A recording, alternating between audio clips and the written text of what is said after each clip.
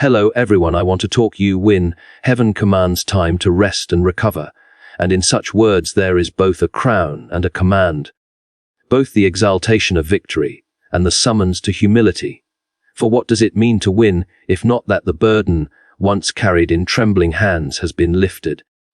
What does it mean for heaven to command, if not that the victory is no longer your own possession, but a gift sealed by the eternal voice that speaks not for today, only but for the long ages that follow?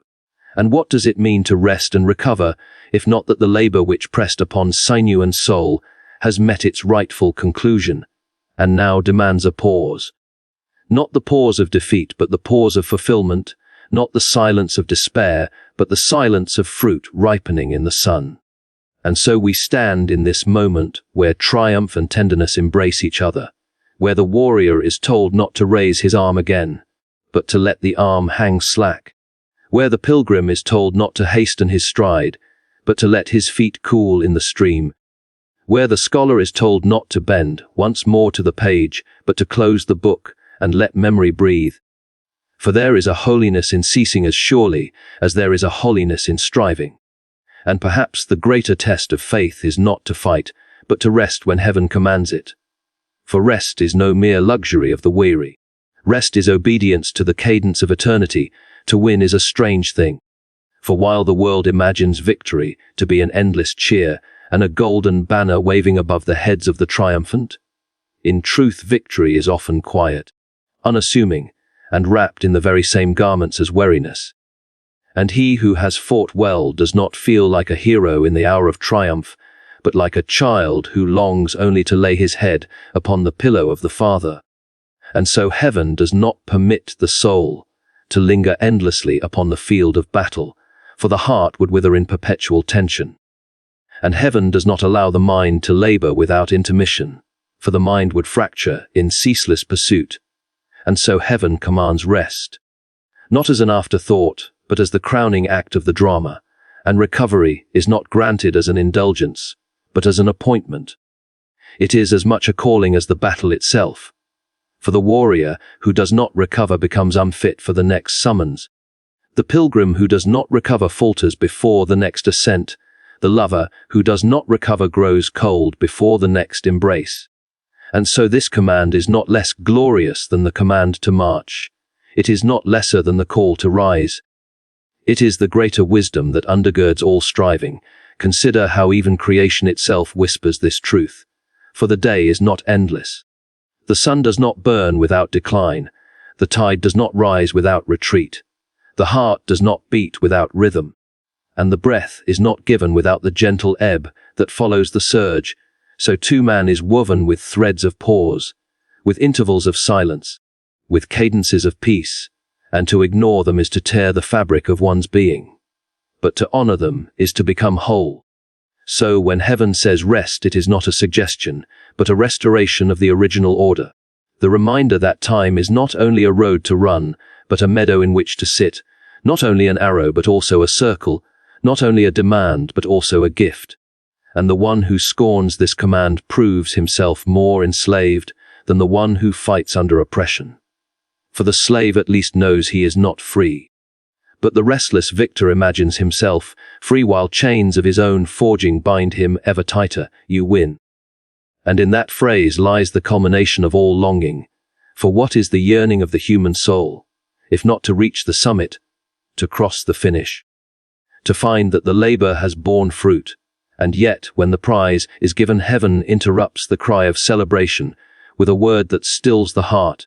For the crown does not glitter to command endless motion, it glitters to sanctify rest, and the joy of winning is not to run faster, but to finally slow. The sweetness of the fruit is not to taste forever in haste, but to let the juice linger on the tongue. The glory of the song is not in its endless repetition, but in the moment when the final note resolves, and the silence itself becomes music. So too your victory is incomplete until you lay it down in rest, for it is not your victory alone, it is heaven's. And heaven receives it not with thunder, but with peace, not with clamor, but with the still small voice that once spoke creation into being and now speaks recovery into your weariness. Recovery itself is a mystery deeper than the struggle. For struggle is seen and measured by sweat and strain, but recovery is unseen, hidden in the secret workshop of the soul. And while men applaud the soldier on the field, they seldom notice the healing that follows in the quiet tent. While they cheer the runner's race, they seldom honor the long days of breathing and stretching that knit the torn fibers. While they marvel at the speech delivered, they seldom recognize the silence in which it was born again. Yet heaven commands this very hidden thing. Heaven sanctifies the unpraised work. Heaven crowns not only the warrior, but also the sleeper, not only the builder, but also the one who lays down his tools. For the command to rest is itself a call to faith, for who but the faithful dare to stop in the midst of endless demand? Who but the faithful trust that the world will not unravel if they close their eyes? Who but the faithful believe that tomorrow will dawn even if today is left unfinished? Recovery is thus not idleness but worship, not laziness but trust, not waste but preparation. We deceive ourselves when we believe that endless striving proves our devotion. For what master is honored by a servant who collapses in exhaustion and leaves the work unfinished? What father delights in a child who will not sleep? What shepherd rejoices when the sheep wander sleepless and famished? So too heaven is not pleased with endless clamor, but with the heart that yields. Heaven is not glorified by frantic running, but by the steady step that knows when to halt. Heaven is not magnified by noise, but by harmony. And harmony demands rest as surely as it demands song. So when heaven commands time to rest and recover, it is commanding us into harmony with itself, into the very music of creation, into the rhythm of eternity, and the soul that resists finds itself out of tune, jangling and discordant, while the soul that yields finds peace so profound that it seems to cradle the universe. There is also this hidden wisdom, that recovery is not for oneself alone, but for all who depend upon us.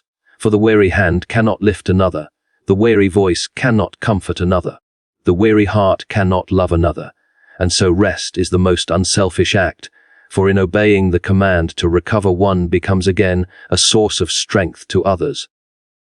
And the community that scorns rest becomes brittle and breaks, but the community that honors rest becomes resilient and flourishes. For rest is contagious like laughter, it spreads peace where unrest once ruled, it nurtures patience where haste once devoured, it cultivates gratitude where greed once demanded, and it fosters humility where pride once boasted. So to recover is not merely to heal oneself, but to give life again to all around, to ripple outward the calm of heaven's command. Even in the story of eternity, rest stands at the center, for creation itself paused on the seventh day. Not because the Almighty was weary, but because the work was incomplete without the stillness, not because strength was lacking, but because glory was lacking. And glory is revealed not only in the light that shines, but in the shadow that frames it, not only in the mountain that rises, but in the valley that receives it, not only in the trumpet that sounds, but in the silence that follows. So too your work is not complete until it is laid aside.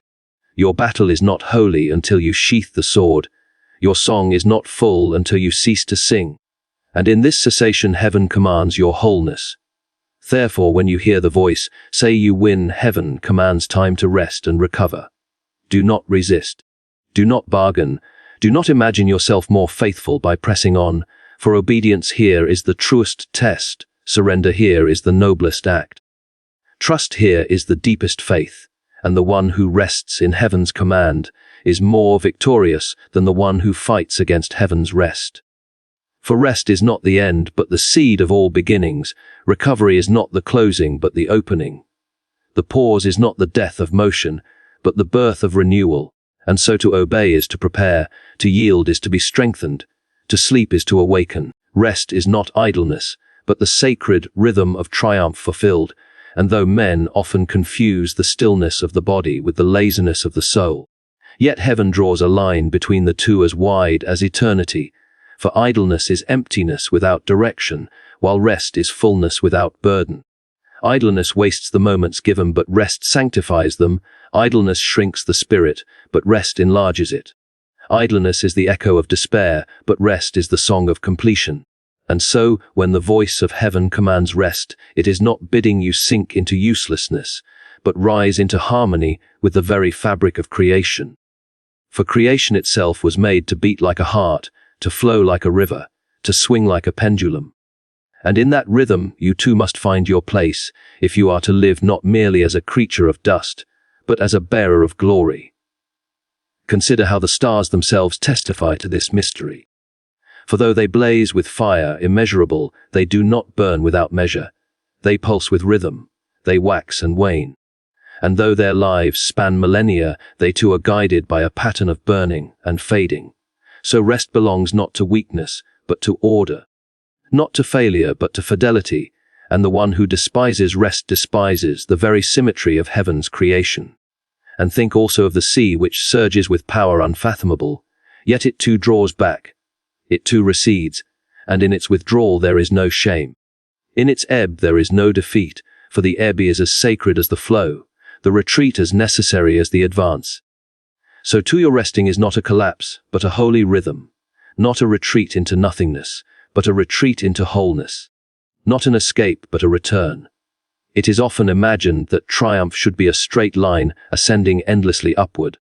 That once the battle is won, there is only the trumpet, only the fire, only the endless shout of conquest.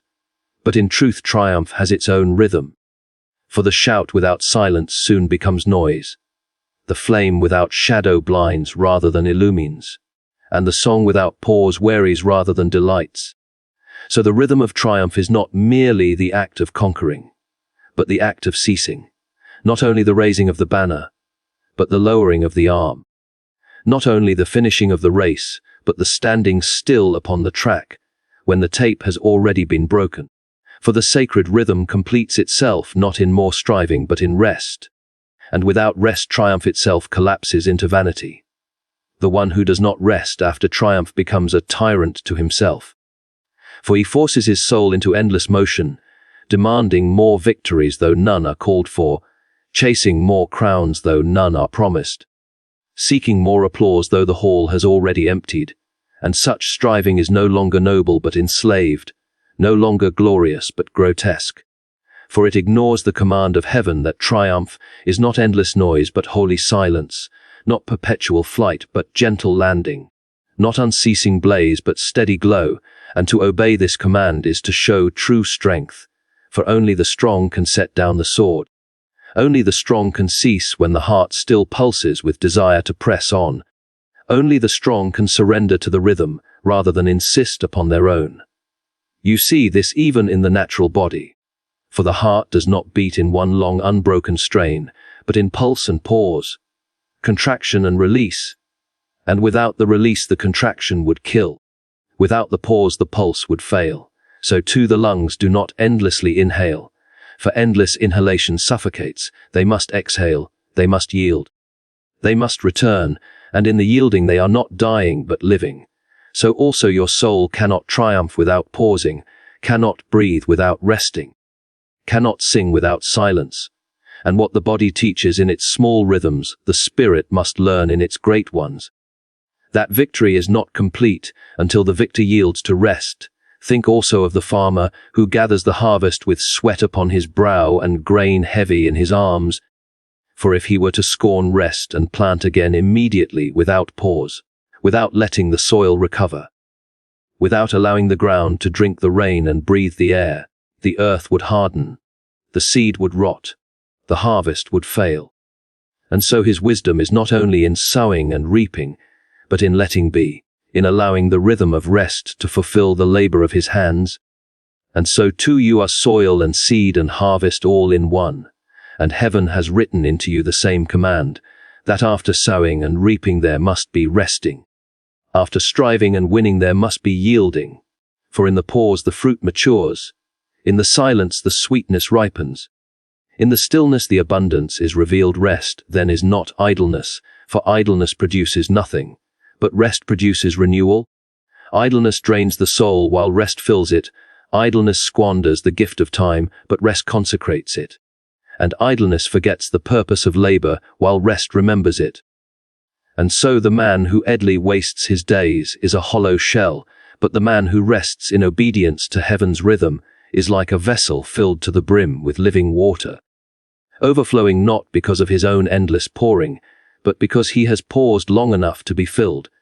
And when he pours again, it is not empty, but abundant, not weary but fresh, not forced but free. Even the angels, who do not labor as men do, are described as resting in their songs, pausing between their holy cries, covering their faces, bowing their wings, and in their rhythm there is no weakness but perfection. And so if the hosts of heaven honor the sacred rhythm, how much more must the children of earth obey? And if the eternal ones do not disdain rest, why should mortal man think himself nobler in endless toil? Why should he imagine that to pause is shame? Why should he fear that to stop is failure, when in truth to stop is the fulfillment of all striving, the moment when triumph reaches its crown? For what is a victory if it cannot be savored? What is a crown if it cannot be worn in peace? What is a song if it cannot be heard in silence? After therefore rest is the sacred rhythm of triumph fulfilled, not a break from meaning, but the flowering of it, not an escape from life, but the deepening of it, not a denial of victory, but its perfection. And to obey this rhythm is to walk in step with heaven, to tune your heart to the music that was before the stars and shall be after their fading. And the soul that obeys it shall not be barren. The heart that yields to it shall not be weak. The life that honors it shall not be wasted. For in rest there is the promise of new beginnings, in silence the seed of new songs, in stillness the strength of new journeys. And the one who enters into that rhythm shall find that triumph does not end, but continues in a higher harmony, not of endless striving, but of eternal fulfillment. Recovery is the soil where tomorrow's victories take root. For what is soil but the humble foundation that hides its strength beneath the surface? What is soil but the quiet depth that receives the seed, shelters it in darkness, nourishes it in silence, and brings forth in due season the harvest that astonishes the eye? And so recovery is the hidden ground of triumphs yet unseen, the quiet shelter of victories not yet born. And though men admire the shining blade of the sword and the blare of the trumpet, they seldom notice the earth beneath their feet. Yet without that earth no seed would rise, no harvest would come, and no banner of conquest could ever wave. So it is with recovery, that hidden and often uncelebrated work which secures the victories of tomorrow long before they appear in the light of day. It is easy to think that tomorrow's triumphs are forged only in the blaze of effort, in the sleepless pursuit of goals, in the unrelenting press forward. But in truth the roots of tomorrow are not planted in the fever of unending toil, but in the restoration that follows. For the body that never mends cannot fight again, the mind that never pauses cannot think again, the heart that never heals cannot love again, and the spirit that never recovers cannot believe again. And so heaven in its wisdom does not entrust tomorrow to endless struggle, but to the soil of recovery, and commands not only labor but renewal, not only striving but mending, not only battle but healing. For in the rhythm of creation there is always this law: that seed must fall, rest, be hidden, and then rise. And so too must the soul. When you consider the soil itself, you see that it is not adorned with banners or crowns. It does not shine or sparkle. It does not call attention to itself. Yet within it lies the hidden alchemy that transforms death into life, that takes the husk of a seed and breaks it, that receives the water of the heavens and holds it, that gathers the warmth of the sun and transmits it. And though the eye sees nothing but dirt, the earth is alive with the labor of unseen forces, with the patience of roots spreading, with the quiet energy of growth. So too recovery may seem to others as nothing but stillness, as wasted time, as silence without purpose, yet in truth within it the future is being forged. Strength is being rebuilt, wisdom is being deepened, faith is being renewed, and hope is being restored. And when the time comes, the fruit of recovery will astonish even the one who rested. It is no accident that the greatest victories of history have often come not in the first charge, but in the return after recovery. For the warrior who is wounded yet recovers returns to the field with scars that teach him courage. The student who falters yet recovers learns more from the pause than from the success. The pilgrim who stumbles yet recovers walks with surer steps than before. And the people who endure trial yet recover rise stronger than they ever dreamed, for recovery turns weakness into wisdom and pain into preparation. And the soil that seemed broken becomes the very ground where new life flourishes. And so the command to recover is not only for healing, but for the gathering of tomorrow's strength. Consider how the trees themselves embody this truth. For they do not grow in one unbroken season.